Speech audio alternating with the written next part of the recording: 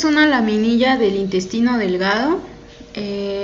Las estructuras histológicas que yo pude identificar en esta laminilla es que va a estar constituido por una mucosa que va a contener el epitelio cilíndrico simple junto con la lámina propia, que la lámina propia, según la literatura, va a contener las glándulas intestinales y las criptas de Lieberkühn. Además, va a tener una tercera capa que es la submucosa y otra que es la muscular y a su vez la capa adventicia. La mucosa va a estar compuesta por numerosos tipos celulares, como lo son las células caliciformes, que van a ser productoras de moco, las células absortivas, que son las más numerosas, y también a su vez vamos a tener células regenerativas. También va a tener abundantes células APOT, como son las células G, que van a producir gastrina para estimular a las células parietales, las células S, que van a producir secretina, las células I, que van a producir colecistocinina, que van a estimular a su vez a la vesícula biliar, las células MO, que van a producir motilina, y esto va a favorecer al movimiento muscular, ya sea el peristaltismo.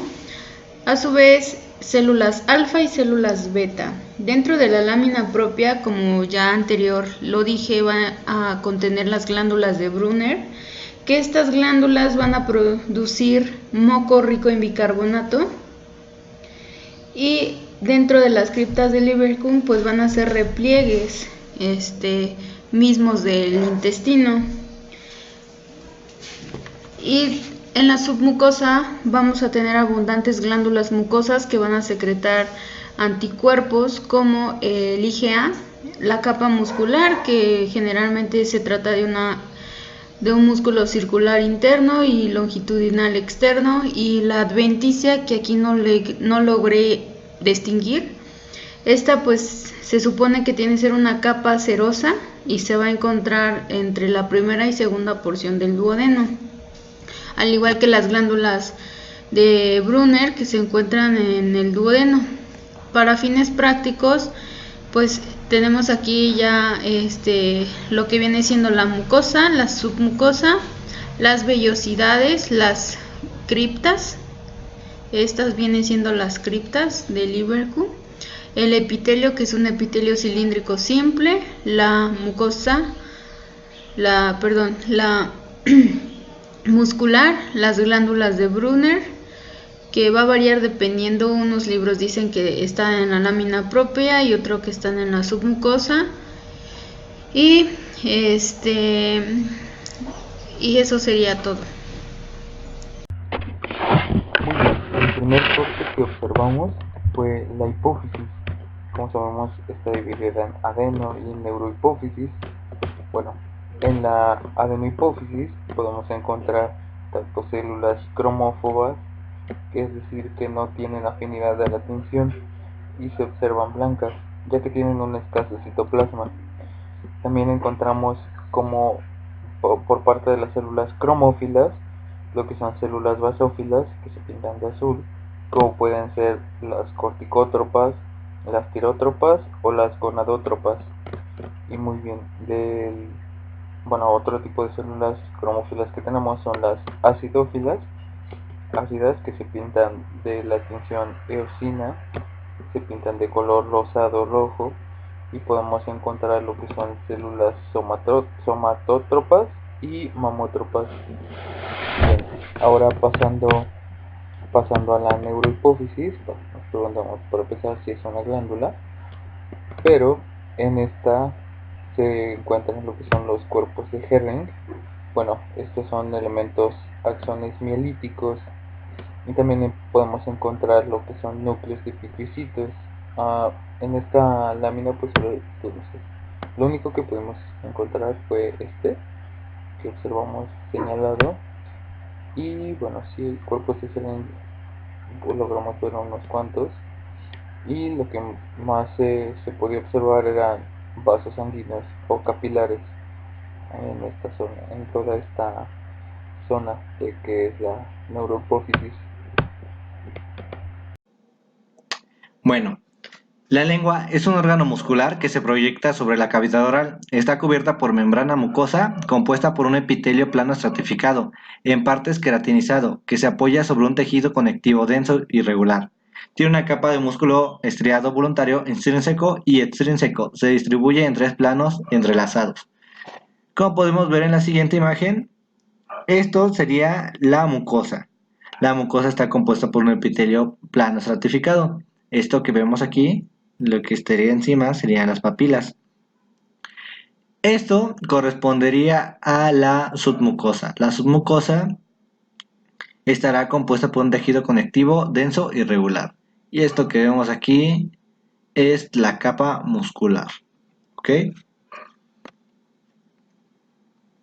Bueno, para la práctica hicimos varias actividades. Una de esas fue un reporte, en la cual nos justificamos por medio de fotografías que tomamos al microscopio de los campos que pudimos observar. Bueno, en esta que vemos aquí le hicimos a un enfoque de 40x y lo que podemos observar es el tejido conectivo denso y regular que correspondería a la submucosa. ¿Ok? Esto que vemos aquí sería un límite en el cual ya podemos observar la capa muscular. Bueno, pero eso no fue todo. También observamos otra imagen, la cual corresponde a la capa muscular, que es lo que vemos aquí. Igual proyección con un enfoque de 40x. Podemos ver aquí un músculo esquelético que correspondería a la capa baja de la lengua. Y bueno, eso sería todo por mi parte. Creo que fue lo que pudimos observar. Hubiéramos querido observar más, pero el tiempo no nos alcanzó. Así que, pues bueno, eso sería todo. Las glándulas suprarrenales son órganos aplanados en el retroperitoneo en la parte posterior del cuerpo. En este corte se observa que el parénquima de esta glándula se divide histológicamente en una zona cortical o corteza externa y una región medular interna de poca tinción. Por su parte externa, está rodeada por una gruesa cápsula de tejido conectivo colágeno, de la que parten trabéculas que penetran en la corteza hasta profundidades variables. La corteza se divide en 3 zonas concéntricas. La zona glomerular se compone de pequeñas células ordenadas en cordones arqueados. El núcleo es redondo y muy basófilo, mientras que el citoplasma es eosinófilo con grumos basófilos dispersos. La zona fasciculada se compone de columnas celulares en disposición radial con espesor de 2 células grandes y poliédricas, con un núcleo central. El citoplasma es ligeramente acidófilo. Entre los cordones se encuentran capilares fenestrados de recorrido radial. La zona reticular se compone de una red de cordones celulares con una única hilera de células cilíndricas con citoplasma eosinófilo anastomosados, separados por capilares fenestrados. Todas las hormonas producidas por la corteza son esteroides sintetizados a partir de colesterol, denominados corticosteroides. No hay un límite bien definido entre la corteza y la médula. La médula está conformada por cordones celulares separados por capilares y vénulas. Los componentes celulares son células cromafines, con un citoplasma ligeramente basófilo y contiene gránulos con catecolaminas, adrenalina y noradrenalina que se oxidan a compuestos pardo-rojizos con soluciones de dicromato. Y por último, las células ganglionares simpáticas pueden aparecer aislados o en cúmulos pequeños. Este es un corte histológico de la glándula paratiroides, en la cual nosotros vamos a estar viendo 2 tipos de células que van a estar conformando el parénquima de la glándula. Y el primer tipo de célula que voy a nombrar van a ser las células principales. Y estas van a ser las células funcionales de la glándula paratiroides, las cuales van a tener gránulos secretores y van a estar sintetizando la hormona parotiroidea o paratormona y van a medir de 5 a 8 milímetros de diámetro. Se van a teñir ligeramente eosinófilas. El siguiente tipo de células que van a estar formando el parénquima de la glándula paratiroides van a ser las células oxífilas. Estas poseen citoplasma acidófilo, por lo tanto se les denomina oxífilas. van a ser más grandes, pero menos numerosas que las células principales. Su función exacta aún es desconocida. Y por último, vamos a tener lo que son los adipocitos. Estos van a aparecer en la pubertad y van a aumentar gradualmente.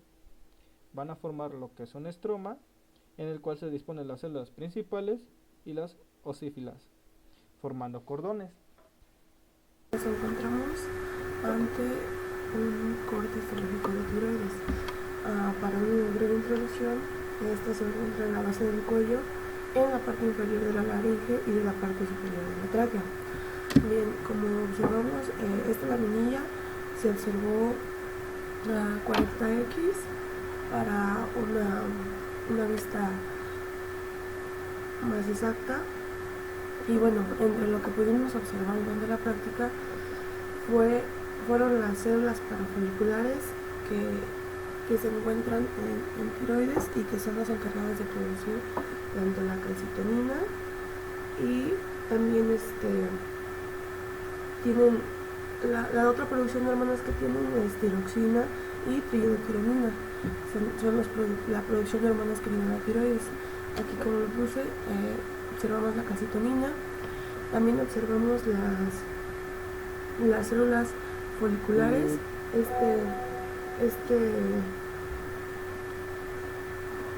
La tiroides está compuesta por células foliculares y parafoliculares.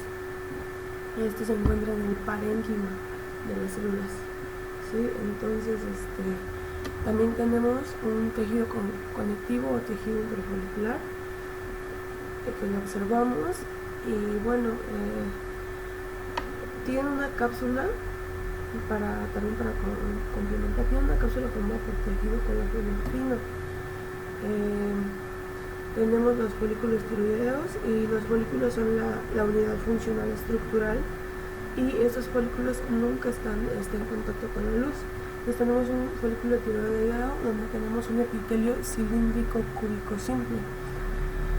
Y bueno, el folículo, como lo dije, que es la unidad estructural, es rodeado por una membrana basal de tejido conectivo intersticial y tejido interfolicular, donde van a transcurrir lo que son los vasos y los nervios.